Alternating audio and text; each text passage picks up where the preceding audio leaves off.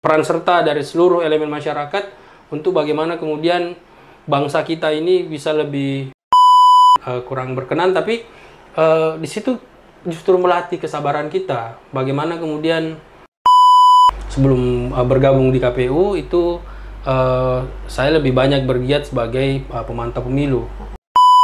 Terus bagaimana menurut Pak Abdi sendiri menilai tingkat partisipasi pemilu dan pilkada kemarin, Pak, di Kota Makassar?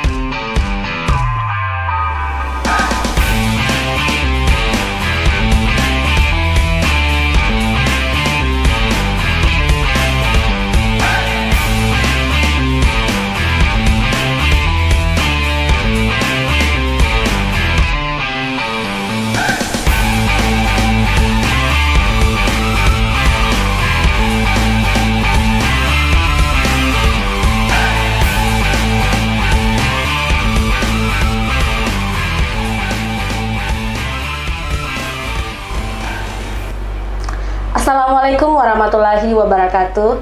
Halo teman pemilih, ketemu lagi di podcast KPU Kota Makassar bersama saya Nirmala Sari Satriadi, host podcast kali ini. Teman pemilih, hari ini saya ditemani oleh salah satu anggota KPU terganteng di KPU Kota Makassar. Beliau anggota KPU Divisi Sosialisasi, Parmas dan SDM, yaitu Bapak Abdi Goncing. Halo Pak, apa kabar? Ya, alhamdulillah sehat. Sehat Pak Di, harus sehat. Cuaca sehat. harus mendukung dengan kesehatan Pak Di. Ya. Iya Pak. Mungkin Bapak bisa perkenalkan diri ke teman-teman pemilih yang belum kenal, mungkin bisa lebih kenal lagi gitu Pak. Ya, terima kasih Bu Nirmala Sari. Jadi kalau di KPU Kota Makassar itu kan saya biasa dipanggil Pak Abdi atau biasa Pak Goncing. Jadi nama lengkapnya kan Muhammad Abdi Goncing ya. Iya, Pak. Abdi Goncing. Ya sekarang kebetulan diberi amanah sebagai anggota KPU Kota Makassar yang membawahi atau mengkoordinatori divisi sosialisasi pendidikan pemilih, partisipasi masyarakat dan sumber daya manusia. Oke Pak. Kalau boleh tahu Pak, motivasinya bergabung di KPU sendiri itu apa Pak? Ya, kalau saya sendiri sebenarnya karena aslinya awalnya saya ini sebenarnya lebih pada pegiat pemilu dalam arti pemerhati atau pemantau pemilu. Jadi sebelum bergabung di KPU itu saya lebih banyak bergiat sebagai pemantau pemilu dan juga sebelum bergabung di KPU juga sendiri juga sebagai akademisi, sebagai seorang dosen di salah satu universitas negeri di Kota Makassar. Oke Pak. Jadi aktif ini Pak di perkuliahan kampus. Ya karena jadi komisioner kan ya secara konsekuensi ya harus berhenti sementara dulu sebagaimana aturan yang ada di KPU sendiri ya, Pak di KPU. Iya. Terus pasti selama menjabat jadi anggota KPU pasti ada dong Pak pengalaman positif dengan negatif waktu tahapan kemarin pemilu dan pilkada. Kalau ya memang menarik sekali. Jadi ada keseruan tersendiri yang saya alami dan juga ada keunikan-keunikan, ada tantangan-tantangannya, termasuk waktu pas pemilu dan juga di pas pilkada atau pemilihan wali kota Makassar kemarin. Jadi kalau di pemilu ini kan sebelumnya kan ini sekedar informasi saja untuk teman pemilih. Jadi sebelumnya kan saya adalah pengganti antar waktu di PAW, KPU. iya Pak, ya, PAW di KPU Kota Makassar. Jadi pada periode sebelumnya saya PAW ya hanya meskipun cuma 4 bulan ya, sekitar 4 bulan. Terus lanjut lagi di periode yang sekarang 2023-2028 ini. Nah di sebelumnya itu saya di divisi hukum dan pengawasan.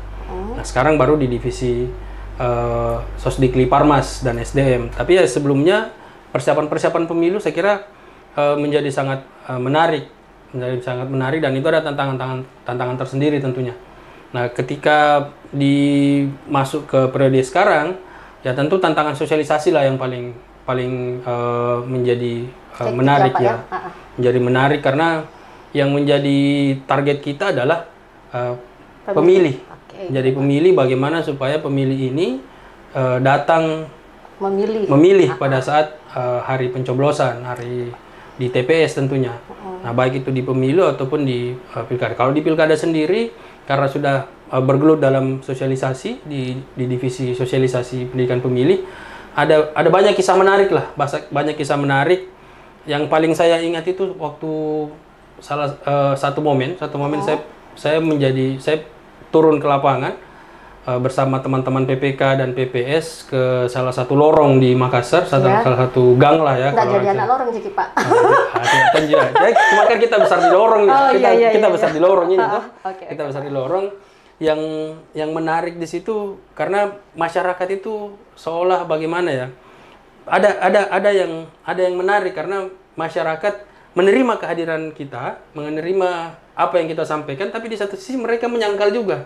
Dan itu menjadi tantangan tersendiri. Saya sampaikan ke teman-teman di PPK dan PPS pada saat itu, di lokasi ini yang penting kita jaga, penting kita lakukan edukasi karena masyarakat ini menganggap di lokasi itu partisipasinya memang menarik, tinggi di lokasi itu, tapi dari kualitas demokrasinya itu mungkin masih kurang dari sisi kualitas demokrasi.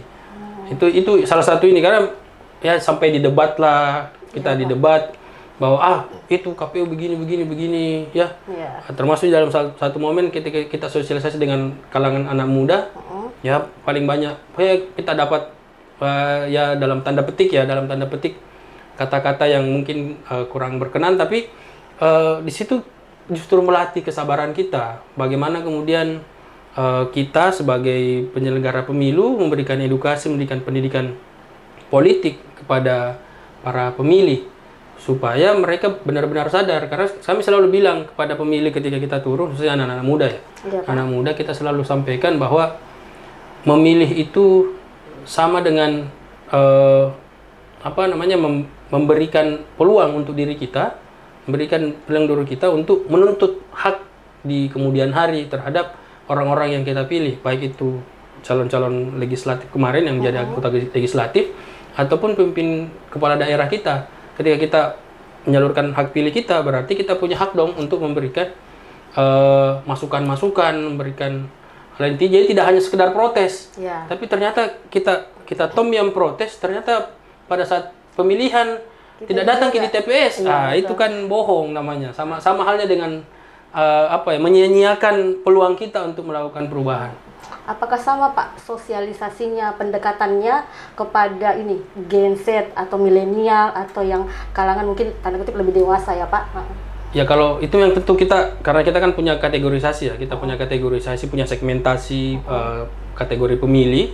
Jadi tentu itu berbeda. Itu berbeda. Kita kalau pendekatan yang kita gunakan untuk pemilih pemula atau pemilih muda dan juga misalkan pemilih yang pemilih ibu-ibu ya.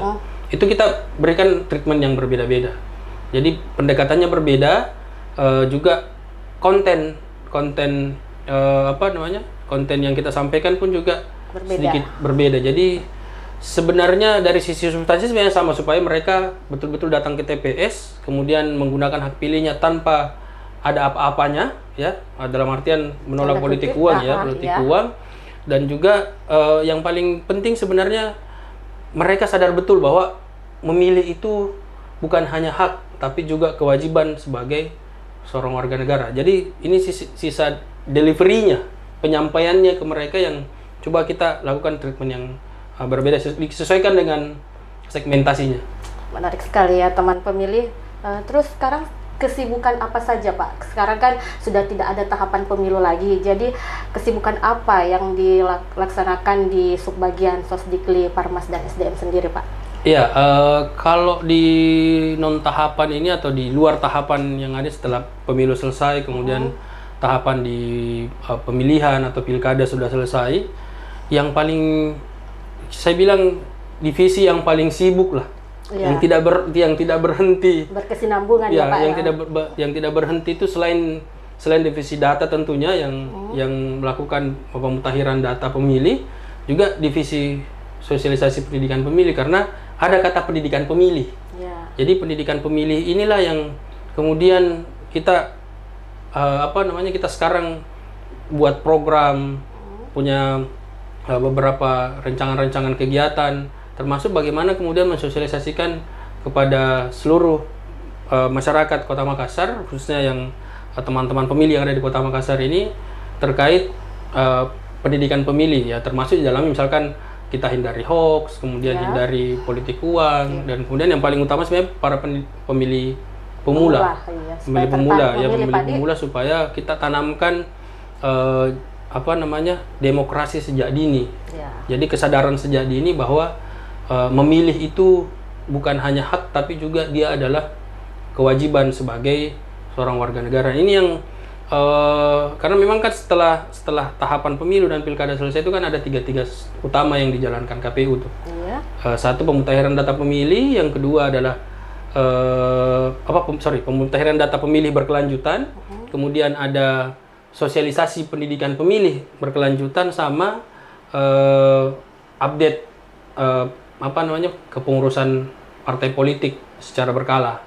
Jadi itu yang sementara ini. Jadi kalau kita di Sosdikil sendiri memang kita sementara ancang-ancang program lah. Ini kita sisa tunggu dari pemerintah kota ya, balasannya. Kemudian juga kemarin kita sudah bersurat ke Dinas Pendidikan Provinsi, karena kami secara kelembagaan KPU Kota Makassar itu punya cita-cita ke depan di Kota Makassar ini. Minimal kita mulai dari Kota Makassar punya cita-cita nanti, karena pendidikannya sejak dini, kita punya cita-cita nanti KPU Kota Makassar itu sebagai ujung tombak dalam pelaksanaan pemilihan ketua OSIS serentak. Oh iya Pak. Ya minimal siswa SMA dulu. Jadi kita sementara menunggu dari balasan surat dari dinas terkait untuk melakukan audiensi dan juga untuk melakukan pendekatan-pendekatan tertentu kepada teman-teman pemilih pemula ini. Kira-kira begitu. Terus bagaimana menurut Pak Abdi sendiri menilai tingkat partisipasi pemilu dan pilkada kemarin, Pak, di Kota Makassar? Ya, kalau untuk pertama ya, untuk yang pemilu dulu ya. Untuk yang pemilu, yang pertama memang ini tidak bisa dilepaskan juga. Ini yang harus teman pemilih yang harus dipahami, bahwa partisipasi pemilih itu bukan hanya tugas satu lembaga saja, tapi bukan hanya tugas penyelenggara saja, dalam hal ini KPU, tapi juga tugas dari para peserta pemilu, dalam hal ini partai politik, juga pemerintah dan sebagainya, dan seluruh lapisan masyarakat lah, Nah, memang perlu kita akui bahwa pada saat pemilu kemarin, dari sisi persentasinya itu ada sedikit penurunan. Dari sisi persentasinya, di mana kalau di pemilu terakhir 2024 ini, persentasi pemilih itu yang datang ke TPS itu 73% sekian yang datang ke TPS. Sekitar ya kita kira-kira 73% untuk pemilu 2024 ini. Turun sekitar 2% dari pemilu di 2019 yang angkanya sekitar 75%. Angkanya sekitar 75%. Itu kira-kira pembandingannya. Cuman yang perlu dijadikan catatan sebenarnya jumlah DPT atau daftar pemilih tetap ya. Daftar pemilih tetap di Kota Makassar itu mengalami kenaikan. Kalau di pemilu 2019 itu jumlahnya sekitar 900-an ribu, di bawah 1 juta. Sedangkan ketika pemilu 2024 itu pemilih itu lebih dari 1 juta. Sehingga angka pembaginya menjadi naik. Tapi yang menarik sebenarnya persentasenya turun, tapi jumlah orang naik. Jumlah orangnya naik. Nah, kalau di pemilu 2024 itu dibandingkan dengan angkanya itu kurang lebih ada sekitar 120-an ribu. Yang 130 ribu yang perbedaan jumlah pemilih yang datang ke TPS ketika 2024 dengan 2019. Jadi ada peningkatan pemilih yang datang ke TPS, tetapi persentasinya menurun karena pembaginya yang naik. Nah, begitupun di pilkada. Di pilkada terakhir kemarin kita di 2024 atau Pilwali Makassar. Pilwali Makassar ini terakhir kemarin kita partisipasinya 57,5%. 57,5%. Ada penurunan sekitar 2%. 2% lebih. Pilkada di pilkada atau pemilihan wali kota Makassar kemarin di 2024 ini itu jumlah partisipasinya 57,5%. 5%. Ada penurunan dibanding dengan pemilihan atau pilwali di Makassar di tahun 2020, di mana pada saat 2020 itu tingkat partisipasinya untuk persentasi pemilihnya, pemilih yang datang ke TPS itu 59,6%. 59,6%. Jadi ada penurunan sekitar 2,1%. Tapi yang menarik seperti tadi di pemilu bahwa penurunan persentase ini itu berbanding terbalik dengan angka pemilih yang datang ke TPS. Ya. Nah, kalau di pemilu kemarin itu pilwali kemarin itu ada kurang lebih sekitar 590-an ribu sekian yang datang ke TPS dibanding dengan pilwali di era Covid di tahun 2020 itu sekitar 530-an ribu sekian. Jadi ada peningkatan sekitar 60-an ribu pemilih yang datang ke TPS waktu pemilihan. Jadi kembali lagi bahwa karena jumlah pemilihnya pilkada di 2020 itu masih di bawah 1 juta, kemudian di pilkada 2024 ini atau pemilihan kepala daerah serentak 2024 ini itu jumlah pemilih kita itu 1 juta lebih. Lebih tepatnya kalau pilkada terakhir ini data pemilih kita itu 1.037.164 pemilih jumlahnya. Itu kalau di ini. Jadi ini yang menarik karena persentasenya turun tapi angka pemilih yang datang ke TPS itu justru meningkat. Itu menjadi tantangan tersendiri, Pak, bagi KPU ya, Kota kita Makassar. anggap sebagai tantangan juga sebagai peluang bahwa Makassar ini karena kota besar dan memang fenomena kalau kita lihat sebenarnya fenomena yang ada hampir di seluruh kota-kota besar dari sisi angka partisipasinya, persentase pemilih yang datang ke TPS itu mengalami penurunan untuk di pilkada serentak ini dibanding dengan pilkada di tahun sebelumnya atau pilkada sebelumnya. Jadi ada penurunan hampir di seluruh kota besar. Jakarta, Surabaya, Medan. Itu kenapa, Pak, sampai adanya penurunan itu? Nah, ini kalau kita lihat sebenarnya mungkin ada kalau kata-kata pengamat kata pengamat dan para pemerhati pemilu dan pemilihan ya bisa jadi mungkin ada dalam tanda petik kejenuhan. Kejenuhan di masyarakat juga kembali lagi tadi saya sampaikan bahwa partisipasi itu tidak bisa hanya dibebankan kepada KPU, tapi juga harus dibebankan kepada peserta pemilihan dalam hal ini pasangan calon, calon dan juga mesin-mesin pasangan calon yang terdiri dari para peserta pemilu. Ada partai politik di situ, jadi ada peran banyak pihak sebenarnya di situ. Nah ini makanya menjadi sangat menarik ketika misalkan kemarin minggu lalu ya MK itu ada keputusan dari MK memisahkan antara pilkada nasional, pemilu nasional dengan daerah. Nah ini saya kira ya mudah-mudahan bisa menjadi peluang yang baik untuk partisipasi, tapi juga pasti ada tantangan tersendirinya. Apalagi mungkin pengalaman kemarin kan, Pak, mungkin menjadi suatu jadi bisa menjadi motivasi. Bisa menjadi motivasi. Kegagalan kemarin mungkin tidak akan terulang lagi untuk jadi pemilu kesalahan-kesalahan atau mungkin kekurangan yang ada kemarin kita selalu perbaiki karena ini kan demokrasi di Indonesia ini kan harus selalu bertumbuh. Jadi demokrasi di Indonesia ini harus selalu bertumbuh, tidak boleh ada kata stuck di tempat, jangan mundur jalan di tempat saja. Tidak boleh. Selanjutnya pertanyaan terakhir, Pak, apa harapan Pak Abdi selaku mewakili dari pihak KPU Kota Makassar sendiri untuk demokrasi di masa mendatang, Pak? Ya, tentu harapan kita ke depan ya. Jadi saya sebagai penyelenggara pemilu dan komisioner KPU Kota Makassar juga sebelumnya saya seperti yang saya sampaikan tadi, saya sebelumnya adalah termasuk pegiat dan juga pemerhati pemilu. Sebagai seorang akademisi tentu harapan terbesarnya adalah bagaimana kemudian tingkat partisipasi di Kota Makassar baik itu di pemilu ataupun di pilkada itu bisa lebih bagus, tapi bukan hanya tingkat partisipasinya dari segi kuantitas, tapi kita berharap bahwa partisipasi pemilih yang meningkat atau partisipasi pemilih yang tinggi itu juga dibarengi dengan kualitasnya. Jadi bukan hanya kuantitas dari sisi angka-angka presentasi ataupun jumlah pemilih yang datang ke TPS, tapi kita sangat berharap bahwa kualitas demokrasi, kualitas partisipasi pemilih itu juga menjadi lebih baik. Karena tentu kita sangat berharap bahwa partisipasi yang tinggi itu ditunjang dengan kualitas demokrasi, kualitas partisipasi yang lebih baik. Iya, Pak. Karena itu tadi, bahwa partisipasi pemilih, jumlah orang yang datang ke TPS atau jumlah orang yang menjalurkan suaranya itu belum tentu bisa banyak mempengaruhi kualitas demokrasi kita. Seperti karena ini kan banyak hal ya.